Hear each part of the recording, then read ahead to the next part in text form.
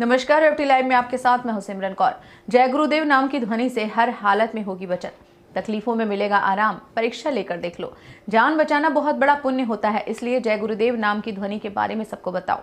भक्तों, प्रेमियों के दुखों से दुखी होकर तकलीफों में आराम प्राप्त करने के लिए रामबाण संजीवनी के समान चमत्कारी शक्ति इस समय जय गुरुदेव नाम ध्वनि में भरने वाले दुख हरता, अंतर्यामी, सर्वत्र व्याप्त, सर्वसमर्थ, त्रिकालदर्शी, परम दयालु, इस समय के जीते जागते महापुरुष उज्जैन वाले संत बाबा उमाकांत जी महाराज ने पौष पूर्णिमा के अवसर पर 17 जनवरी 2022 को उज्जैन आश्रम में दिए व यूट्यूब चैनल जय गुरुदेव यूकेएम पर लाइव प्रसारित सत्संग में बताया कि देखो प्रेमियों, जय गुरुदेव नाम में अब भी शक्ति है, ताकत है।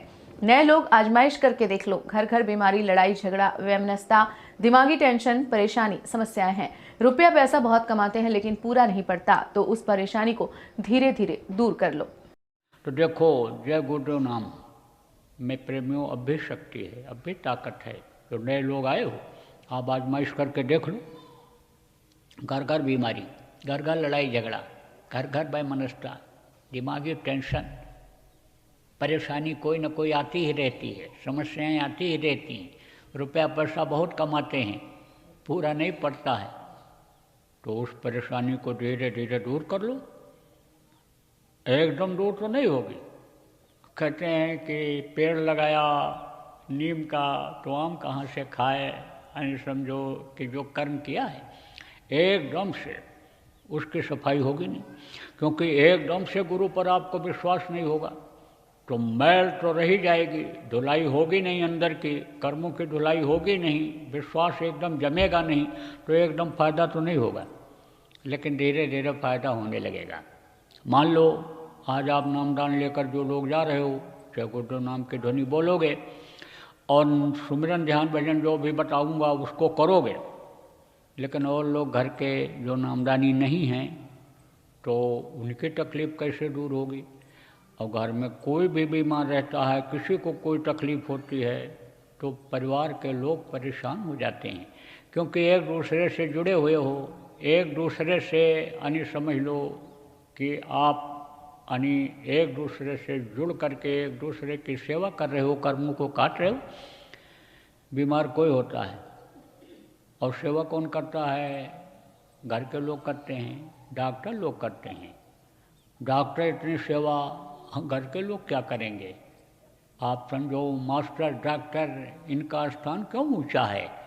कोई भी मास्टर ऊंचे स्थान पर पहुँचे हुए अधिकारी के पास पहुँच जाए तो उसका सम्मान करता है कि मास्टर साहब आपकी वजह से, आपकी दया की वजह से हम यानी समझो कि यहाँ पर पहुँच पाए हैं।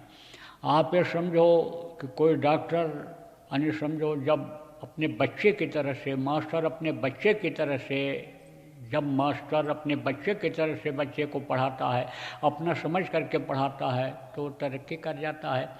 आप ये समझो कि डॉक्टर अपने बच्चे की तरह से, जैसे अपना बच्चा, आप ये समझो कि इलाज अपने बच्चे का किया जाता है, दुखी होकर के करता है, ऐसे मरीज का जब इलाज करता है तो आप ये समझो मरीज ठीक हो जाता है, तो मरीज डॉक्टर का एहसानमंद रहता है।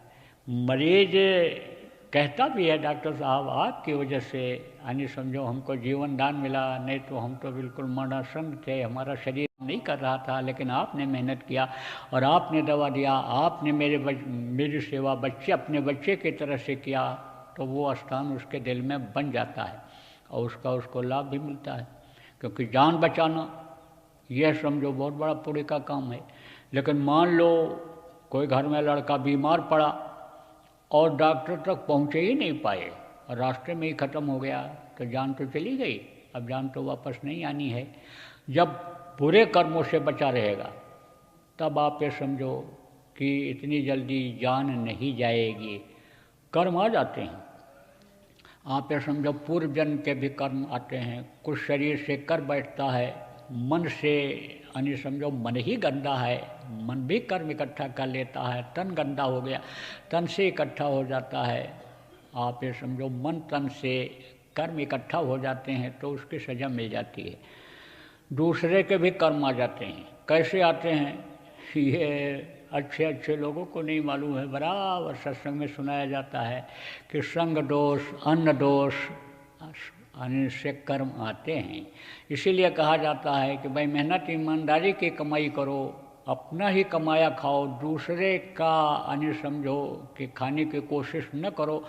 हो सके तो अपनी 2 रोटी मेहनत की कमाई में से 1 रोटी दूसरे को खिला दो, परमार्थ कर दो, जिससे रोटी की कमी आपको न होने पावे। दूसरे की खा करके अपने मन को गंदा मत करो, अपने अंतरात्मा को गंदा मत करो।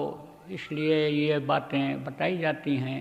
बुरे का साथ मत करो कि जिससे यानी समझो कि उसकी बुराई की गंदगी आप पे समझो, उसके आँख से जो बुराई झलकती है, उसके मुंह से बोलने से जो बुराई झलकती है, अंग से जो बुराई झलकती है और बुराई निकलती है, वो छींटे बन करके कीचड़ की तरह से, जैसे कीचड़ आकर के शरीर पर जमा हो जाता है, कीचड़ के किनारे से कोई जाता है कीचड़ पड़ जाता है, तो समझो कि उस तरह से इसको गंदा मत करो। आप पे समझो ये तो बताया ही जाता है। तो देखो, जय गुरुदेव नाम से बचत होगी, हर हालत में बचत होगी। आप अपने परिवार वालों को जय गुरुदेव नाम की ध्वनि आज से ही बुलवाना शुरू कर दो।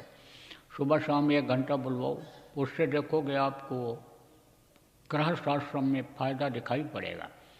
और आप लोग भी जो नए लोग आए हो, पुरानों को तो मालूम है, आप लोग भी जय गुरुदेव नाम की ध्वनि बोलते रहना।